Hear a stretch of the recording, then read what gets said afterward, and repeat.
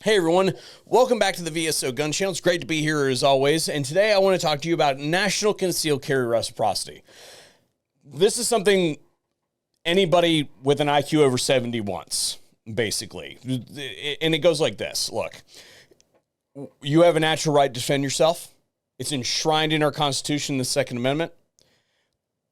All states shall issue on concealed carry permits at this point in time. If you can carry the gun, then your right to defend yourself and those that you care about, et cetera, should not stop on some imaginary line on a map. It's either inalienable or it's not. The fact that I am currently sitting in Ohio and have the ability to defend myself, but if I go to New York, I suddenly don't have that right anymore. That makes absolutely no sense. It is incongruent with any form of logic that you can possibly use. And there is currently a really good bill in the House of Representatives. It's H.R. 38, and I will come back to this here in a second, and I will show you some very pertinent points. I'll also go into what it doesn't do, which is a whole lot of things that a whole lot of, again, not so intelligent people are going to tell you that it does.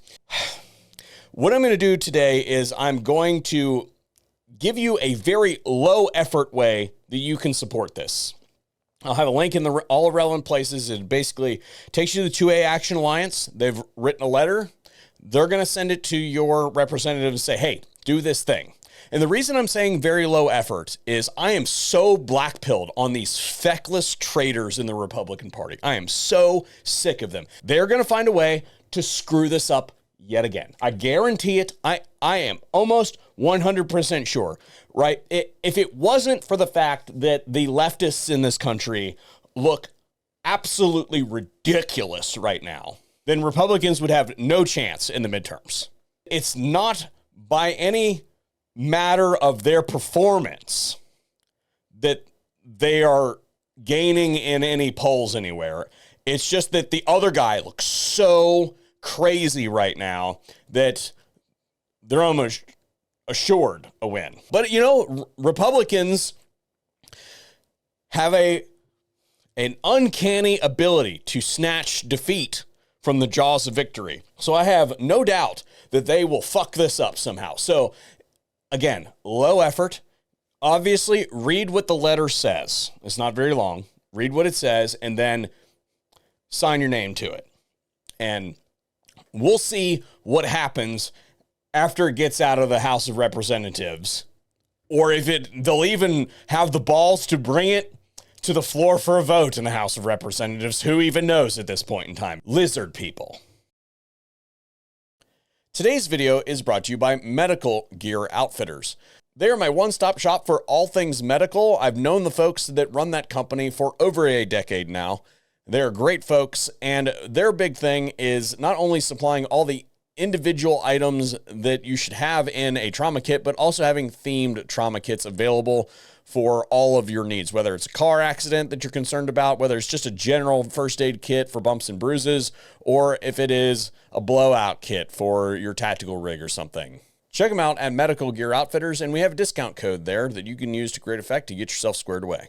Okay, so let's talk about HR 38, and to start out with, let's go with what it absolutely does not do, because I guarantee you, I can hear it now, I can see it now. You're going to have a whole bunch of people up in arms. They're going to say a whole bunch of crap that doesn't make any sense. And I mean, most of these people have never picked up a gun before. They probably don't even know what end the bullets come out of, much less ever carried one. And what this will absolutely not do is force other states' laws into your state. Now, what it will absolutely do is attack certain provisions of state laws that are there for the express purpose of making it more difficult for citizens to provide for their own defense. Things like that don't have really any reason to exist other than we don't want people to carry, so we're going to make it difficult for them to carry because we're a bunch of narcissistic assholes and we think we know better, even though we're the people who walk around with 24/7, 365 armed security. We know better than you. It attacks certain aspects of those laws, but as far as, for instance, expressly written in here is maintenance of private property rights, things like that. Like if you own a piece of private property and somebody carries onto your property, you can tell them to leave. You can also post a sign that says you can't carry here. Right now, as a Second Amendment person, I have certain problems with like public facing businesses.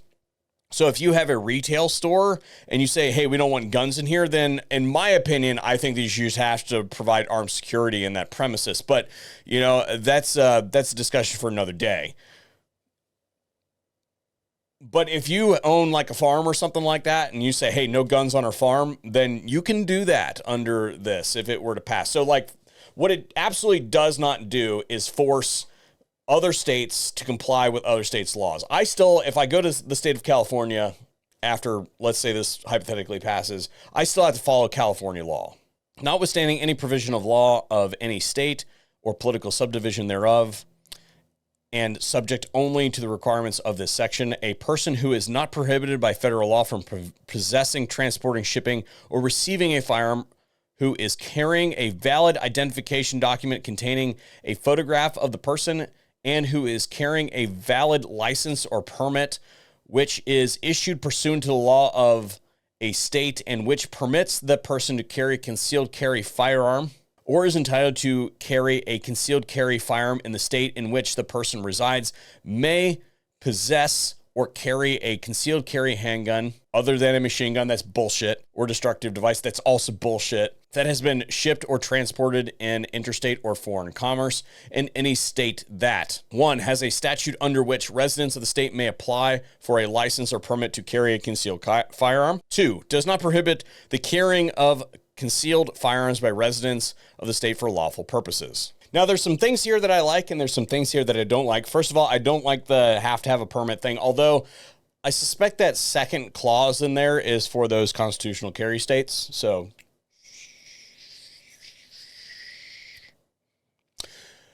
but what I really like about this is that you'll notice that they've basically said, we have the power to do this because interstate and foreign commerce, that's federal. We, specifically in the gun industry, have been beat over the head with the interstate commerce thing since before I was born, right? And to give them a taste of their own medicine, because there's a whole bunch of people who be like, oh, states' rights and blah, blah, blah, blah.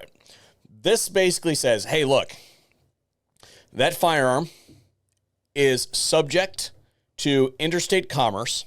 And because it's subject to interstate commerce, it's federally regulated, and the laws that govern its use, federally regulated. So, unless that firearm is manufactured in Illinois with parts that are 100% manufactured in Illinois, with materials that were created in Illinois, as in they made the plastic and they made the steel and they made the aluminum in the state of Illinois, and then that manufacturer went and used those materials to make the parts, and all of the parts are made in the state of Illinois, and that is a 100% manufactured in Illinois, and it was purchased in the state of Illinois, then fine.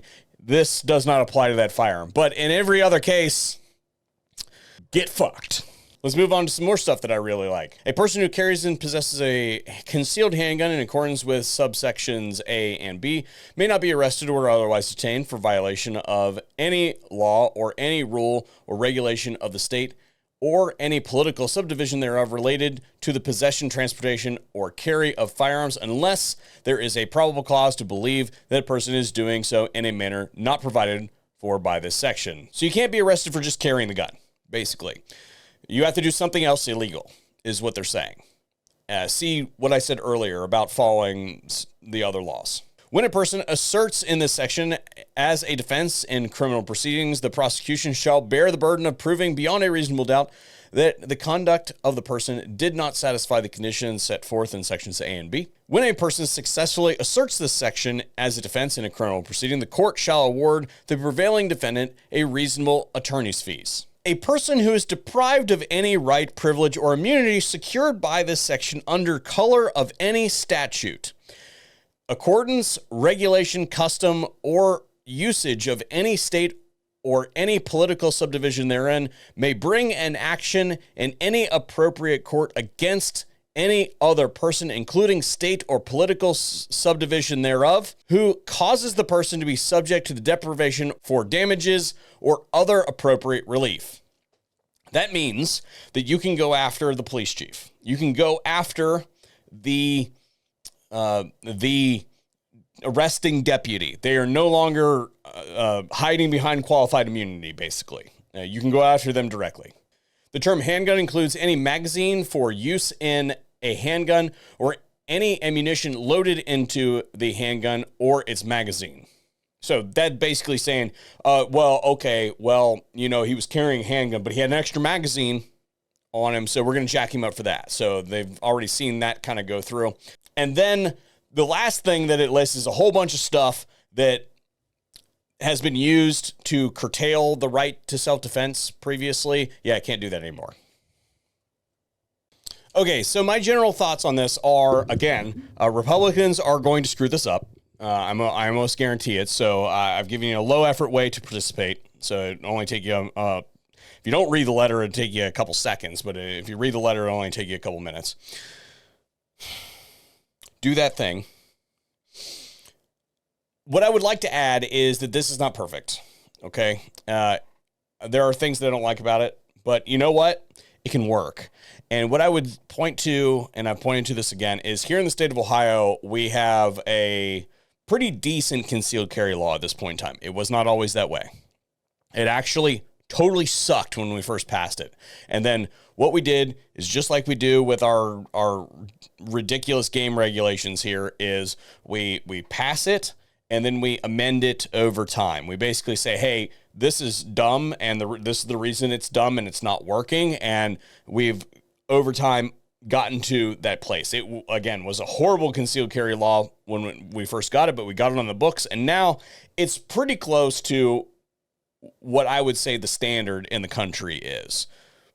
And we just passed constitutional carry. So there's that. So, again, not a perfect bill, not a perfect thing, but it would get national reciprocity started. And then once that train has started, they take a while to stop. That's what I got for you guys today. Later on.